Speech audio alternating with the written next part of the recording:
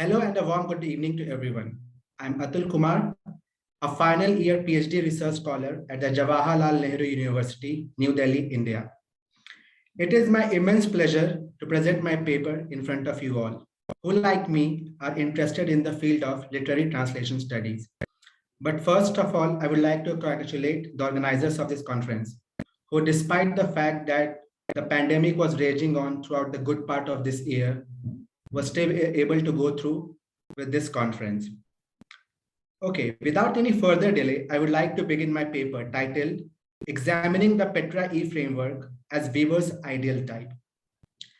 As it can be easily deduced from the title, to understand the paper well, we need to know about two terms, the PETRA-E Framework and Weaver's Ideal Type. Those of you who attended the keynote presentation already know that the PETRA-E Framework of Reference for the education and training of literary translators, in short, PETRA-E Framework, is the result of deliberations held during the Petra conference in Brussels in 2011. The collaboration between Dutch Language Union, Utrecht University, the University of Leuven, and 5 other European partners culminated into the PETRA-E Framework. I don't think I need to explain the framework in detail, as it would be redundant after the keynote presentation. To keep it brief, PETRA-E Framework is a comprehensive set of parameters containing 8 basic competences, with many more subcompetences and their respective descriptors, corresponding to 5 different levels of literary translators. However, for the purpose of this paper, it is important to revise the purposes for which the framework was devised. The framework, as mentioned in the rationale and introduction section of the PETRA-E network website, was established with very diverse range of goals and objectives. It is worthwhile to mention the few of these goals. The plan was to establish a framework that would offer a systematic overview of all skills and knowledge a literary translator is supposed to have. It was apparent that it would be useful for both translators and their trainers to gain more insight into the instrument, into the process of learning and training. At the same time, the framework would offer an instrument to benchmark the existing programs, individual courses, and workshops. Also, it would represent an orientation tool for the career of literary translators to determine their competence level. One of the major aims of the framework was to provide a basis for a smoother cooperation between the many non-academic training initiatives and academic institutions for literary translation. The PETRA-E framework also seeks to help overcome traditional boundaries between the academic and non-academic, between theory and practice. Thus, established with such ambitious goals, the PETRA-E framework is designed in such a way that it offers something to almost every stakeholder involved in the field of literary translation. Therefore, it gives trainers a handle on how to customize their programs. Translators can use it to assess their proficiency and determine competences to work on so as to raise their professionalism. It can also be used for self-assessment by new students or practitioners of literary translation. Moreover, for new learners, the framework is intended as a useful didactic tool to determine their level of proficiency and to plan their learning career. The framework enables them to detect gaps in their expertise and to decide what action to take to fill them. Even well-established professional translators can use the framework to determine what kind of literary translator they want to be. Training institutes can use the framework as a tool to define the level of programs they offer and to design their curricula. That is the content of courses, the distribution of the competences in a learning line, etc. Moreover, the framework may also be used as a reference tool for universities, trainers, and schools. The framework makes it possible to compare the programs of various institutes all over Europe. From a professional standpoint of view, it can also serve other purposes, such as providing translators with arguments to negotiate better remuneration. Additionally, the framework helps users to gain insight into the complexity of translating, which can in turn help to raise the status of the profession. Thus, it is evident that the PETRA-E framework offers an open, diverse, and multi-level structure, accommodating various, sometimes even divergent opinions on how to become a literary translator. At this juncture, rises the all-important question, that is, how can this framework, with such ambitious goals and objectives, and a systematically mapped competence-based structure, evade the risk of being called prescriptive? And if it is not prescriptive, how can it then claim legitimacy on the issue of relevance? Does it have any theoretical basis upon which it can still claim relevance without being called prescriptive? Let us ponder over these questions critically. On the website, it is clearly mentioned that the PETRA-E framework describes possibilities, not necessities. It is not meant as something to impose on translators. It doesn't aim for standardization. Moreover, in the introduction part, it is also mentioned that the PETRA-E framework is open to change. New subcompetences might be added to the existing ones when they appear, necessary for a certain competence profile.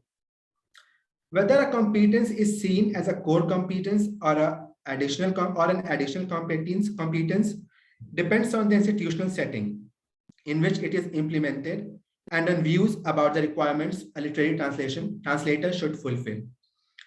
These two statements clearly point out that the framework is consciously averse to being labeled as prescriptive, and moreover, it is flexible.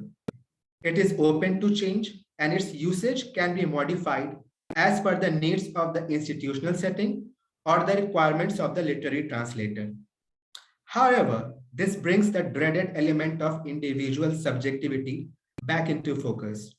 I personally believe that it is the subjective nature of translation in general and literary translation in particular, which makes its theorization so difficult. For example, the answer to the question, what constitutes a good translation, changes from one person to another, from one academic establishment to another, from one theoretical perspective to another, and from age to another, and so on. So even with 8 competences and several sub-competences, the framework cannot call itself exhaustive. This raises a serious question over its relevance. Thus, neither exhaustive nor prescriptive, how the PETRA-E framework can still be useful as a tool, as it provides a foundation which different users can modify as per their needs, and this subjective usage does not necessarily challenges its relevance. Is there any theoretical basis to back such claims?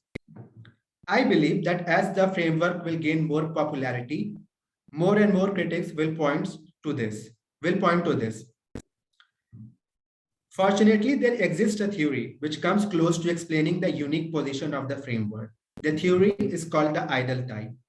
The concept of ideal type was propounded by Max Weber, who wrote extensively in the fields of history, politics, and economics. But today, most of his writings form an important part of sociology. His work has immensely enriched the sociological literature and is now considered as one of the most important sociological theorists of the 20th century. The main theme of Max Weber's sociological writings revolved around the methodology regarding the social scientific inquiry. He, instead of looking for objectivity in social research, made subjective nature of researcher his friend. He said that it is impossible for a researcher to be completely free of his or her own bias. A researcher's individuality or subjectivity is manifested in the choice of his or her research field, his or her research topic, and the method he or she employs to find the ends or the objectives of the research.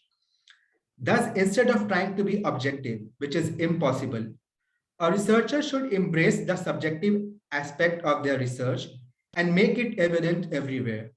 This will help the researcher as well as the readers of his or her research to know about the means and the ends to which they are directed.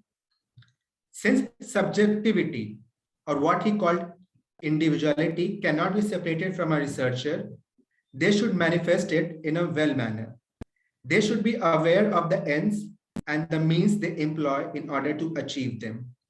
The only condition Weber puts forward is that there should be logical and coherent relation between the means and the ends. He said that there should be adequacy on the level of meaning.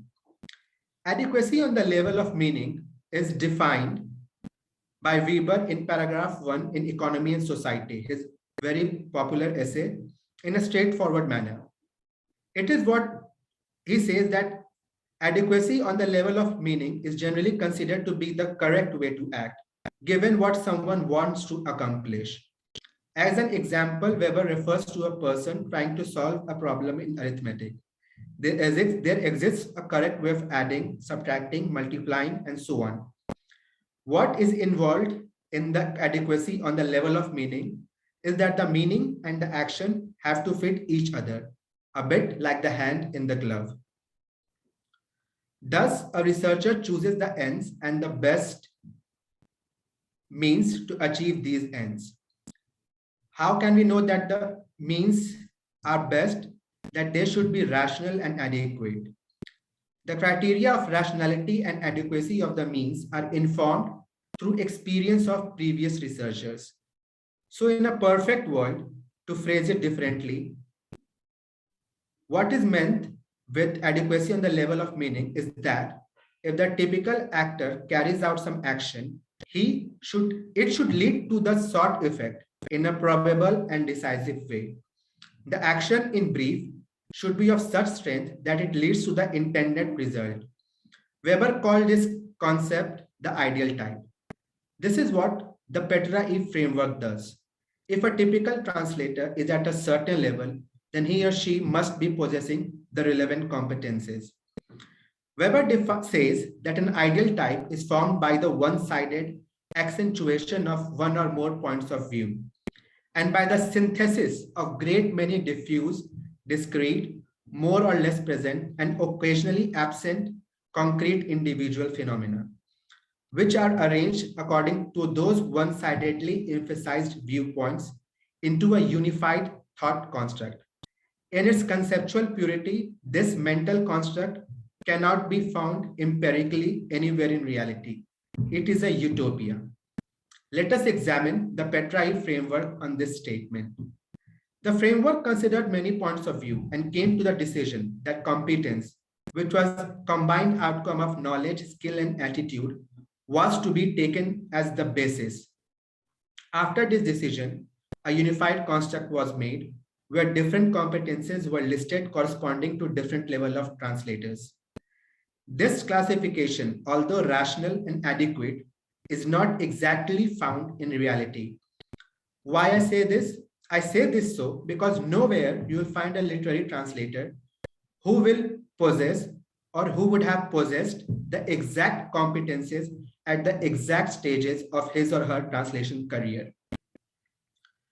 But although not real, the framework does give a logical and coherent reference for evaluating literary translators. This is what Weber says about ideal type 2.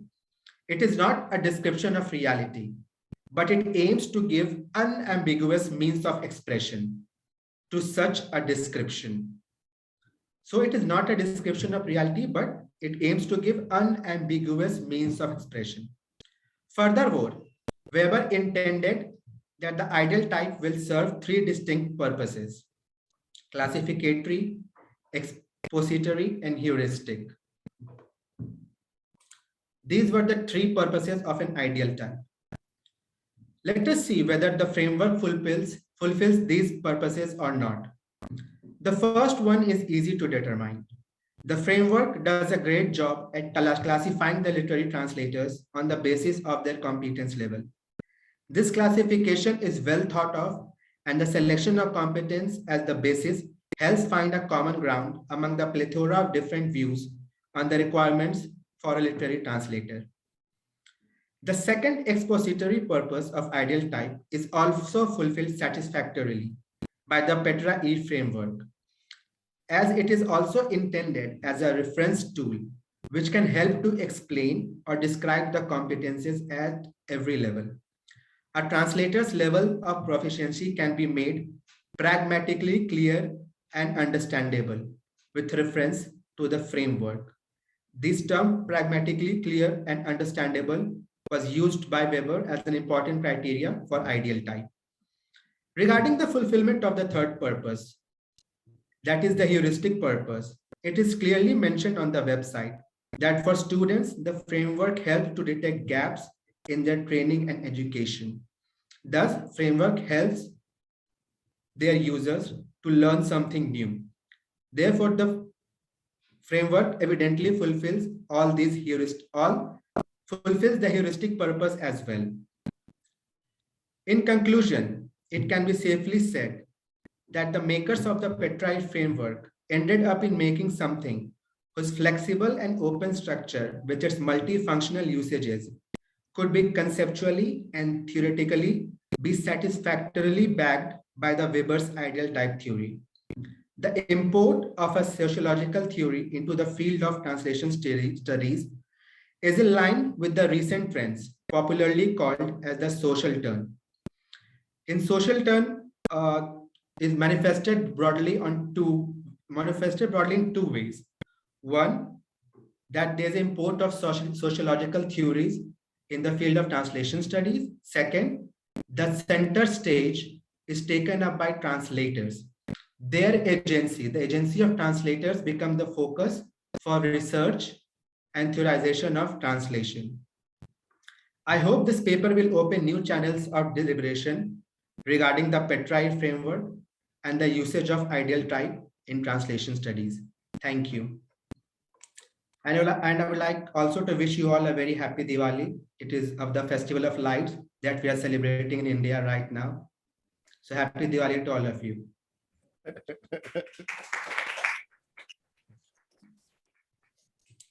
Thank you, Atul. In fact, I was at a Diwali celebration at the University of East Anglia yesterday. So it's not just in India. We were celebrating in the UK as well. Thank you so much for your presentation. It's really, I mentioned I have some familiarity with Weber, but I hadn't kind of joined the dots before in thinking about the framework document in the context of Weber. I like the way at the end you reference the sociological turn in translation studies, and so often one reads papers which make reference to Bourdieu, and so it's really great to have our range of sociological reference broadened in this way. And you also made me think about the kind of reaction that sometimes we get from translators when presented with the framework document. It can be a bit daunting because it's so big, it's so complex, and as a translator or a master's student, perhaps an emerging translator, it can be quite, as I say, quite daunting to be faced with this and to think, gosh, am I supposed to be able to do all of this? And certainly, on the one hand, when we're putting it together, we were thinking of it as empowering, and it would allow people to realize just how much, as literary translators, they can actually do.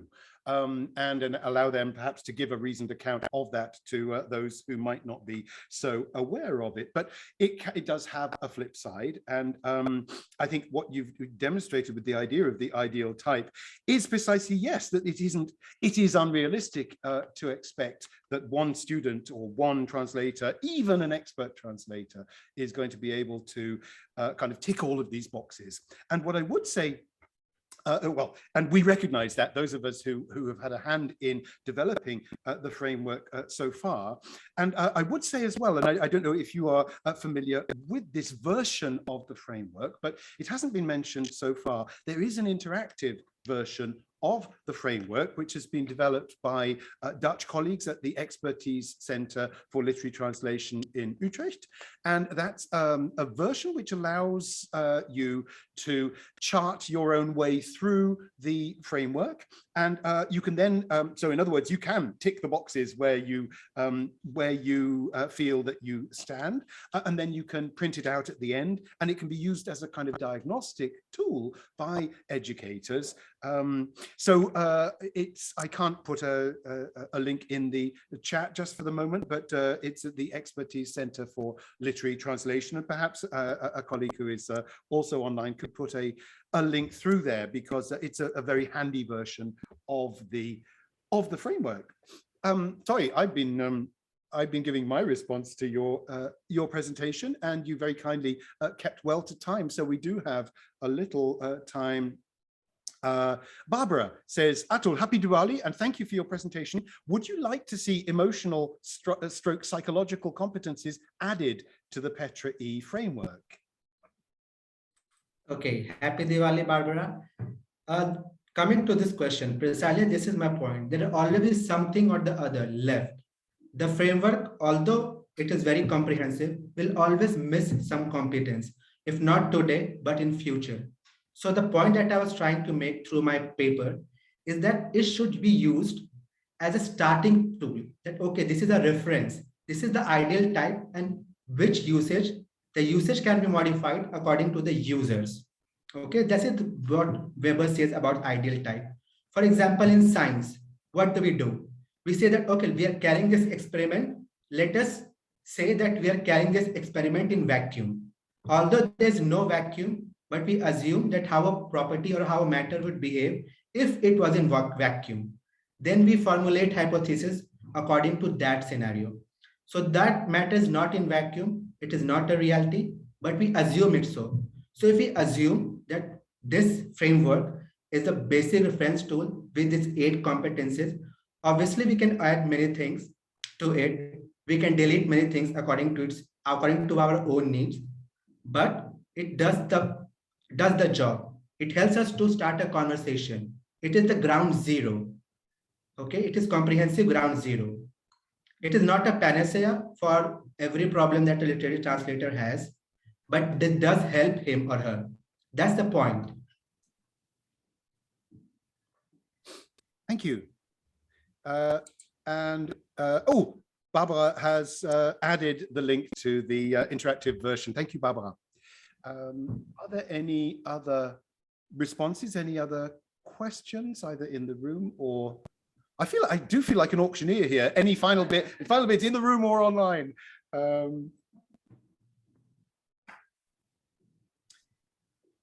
I think not. So in that case, thank you, Atul, once again, Thank you for a very stimulating presentation.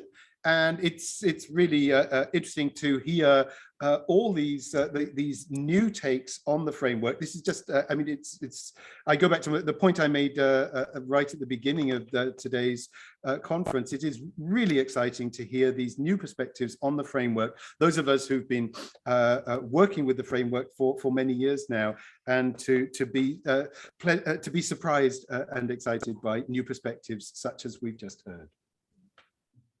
Thank you, Atul.